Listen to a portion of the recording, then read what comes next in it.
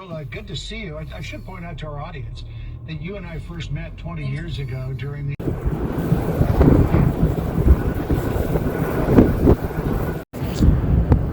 Wow, guys, I had no idea how noisy these things are. It's like a constant jet engine in your...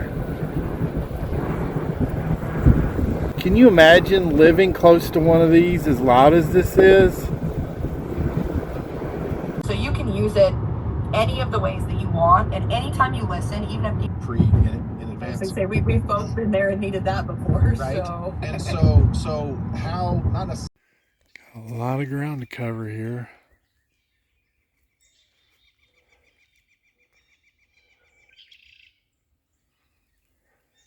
Get back at you in a minute. That sure is a friendly squirrel, isn't he? That's what we're supposed to have here is fox squirrels. People don't believe me that I always find hot air balloons whenever I get in buck bedding. Right there, mylar balloon. See that? Mylar balloon. And there's it's not really a creek, there's not standing water, but it goes down into a creek. And I think it has to do with the thermals. And every time I go shed hunting here, I always find mylar balloons in through here. Okay, guys, I'm out here to work on my internal food plot in here in Illinois. And since I don't want to bring my brush cutter out here, so I thought it just quit raining. So I thought I would do some shed hunting.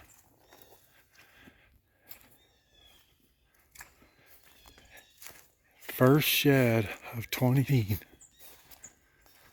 All right. There we go. Cornfield, bean field. I don't remember what it was. So be sure, and that's where your drone can come in handy too.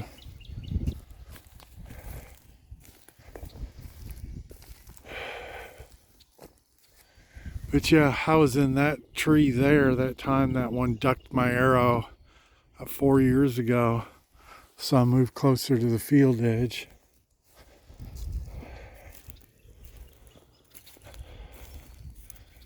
All right. Continuing on. So the way I usually shed hunt is I want to get on one of the heaviest trails I can find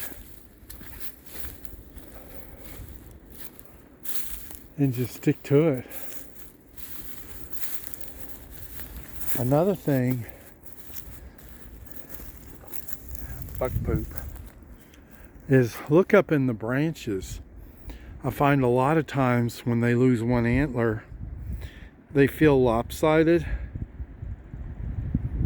and they'll stick their head up in branches and twist their head and it'll pop it off. I found many a shed in a tangle of branches. Too much weight to be ducking under that stuff, so we got to go around.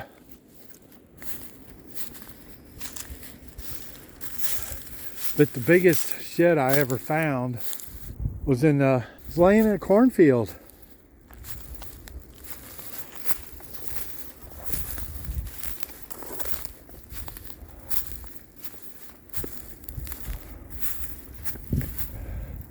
But just scan all around. You don't know. Half of the ones I find are in bedding areas because that's where this time of year, they're either laying down or feeding. So don't forget the bedding areas. I've only found one, which is weird, and you don't want to shed hunt when you have sunlight. Oh, there we go. Here we go. There we go. All right, that's two.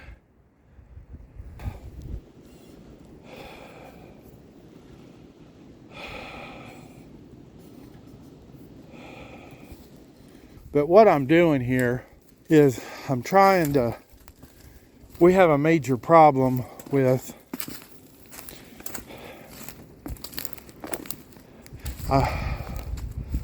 these locust trees.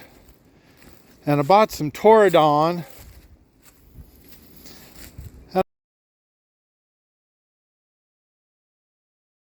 But it's pretty cool. See, if that was an oak or a maple or a hickory, you'd know. But this is what we're dealing with in the woods. It's terrible. But my nemesis is this one right here.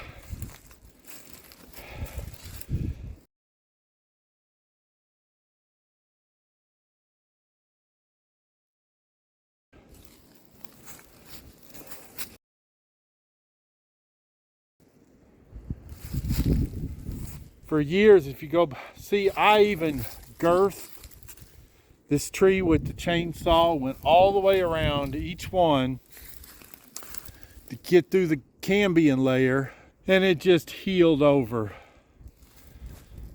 Just healed over. It didn't kill it. But I've torn up.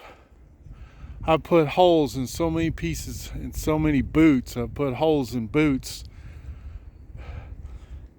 I mean, can you imagine riding a four-wheeler back here and this is what you're riding over? So everybody, oh, ride a four-wheeler back there. And I actually could get a four-wheeler through right there. But see, these are locust pods right here. And the deer in the wintertime, when there's nothing left to eat, they eat these. And then they come out the other end and they pop up all over the place. Well, guys, that's what I've spent 2 days doing. Planting a food pot. The blue stuff. Whitetail Institute's clover. Cleared all this out. Planted back in here. I'm gonna have to come back in here and spray this. That was blackberry, wild blackberry. Chop that all down, but I'm sure it's gonna come up. Again, if you remember a couple years ago, I've opened all this up. I've opened shooting lanes. I chopped all this grapevine. I would have liked to have burned this. The way this wind's blowing.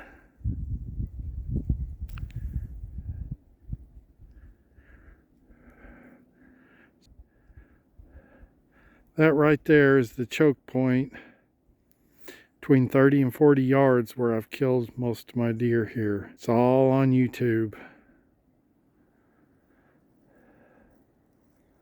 So anyways, we're gonna head out and we'll be back in like May. Spray this. We do have a major problem with this year. I've seen a lot of foxtail. A lot of foxtail that wasn't here the year before. But we're gonna see. We opened all that up into a food plot. It's not that big, but I make it bigger and bigger every year. And I almost have to rake the whole thing. When I start raking, I find my clover under it. And that's the tree I get in right there. It's missing the top. Old bur oak. That is the remnant of a tree in the root ball right there that was leaning up against it. But this allows me to see this entire valley. That's why I like this spot. And if I'm lucky, that one 2 years ago, I saw him walking, oh man, 250, 300 yards over there. And I grunted at him. And he came right up here, and it's all on YouTube, guys. Go watch it. I wish I could burn that and that. I really wish I could burn that. But we have a 20-mile-an-hour wind, and I don't know what'll happen. I hate brick roads. I absolutely hate them.